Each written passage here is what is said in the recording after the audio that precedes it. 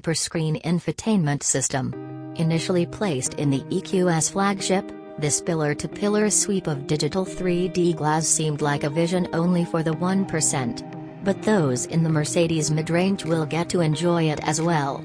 The front passenger can even watch video while the vehicle is in motion. The car's driver monitor will see if the driver is catching a peek and shut off the video until they return their attention to the road.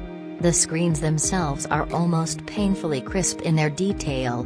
The upgraded infotainment system also incorporates route planning around recharging stops. The augmented reality map includes charging locations, their in-the-moment availability and charging power, and whether the electricity for the charger comes from a green source.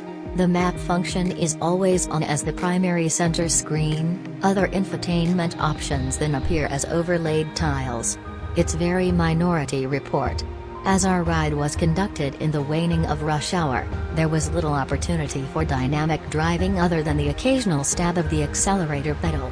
Also, our model came with an optional air suspension and rear axle steering, so the EK delivered a lovingly floaty ride in comfort mode, but felt tamped down and nimble when shifted to sport mode. Base models get a steel suspension. This would be in keeping with our experience in the EQS sedan. The rear steering also allows the EK to have a turning circle on par with the compact C-Class. Our driver, Holger Rensman, Mercedes project manager for the EVA platform, whipped a U-turn on a two-lane residential street with ease.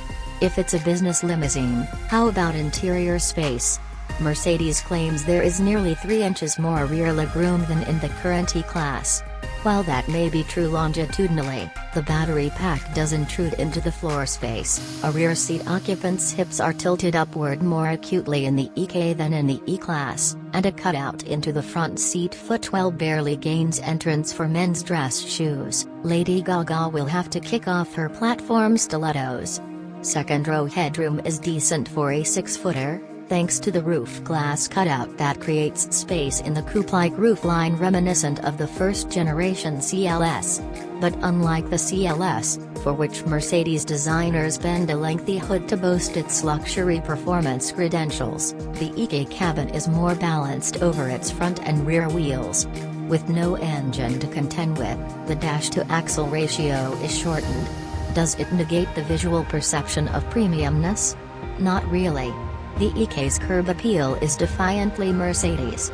So, should you buy an EK instead of an E-Class? The inside of the EK certainly feels progressive and ultra-modern, as does its silent propulsion. As a result, while it may carry the Mercedes DNA of the E-Class in its veins, the EK feels like the future.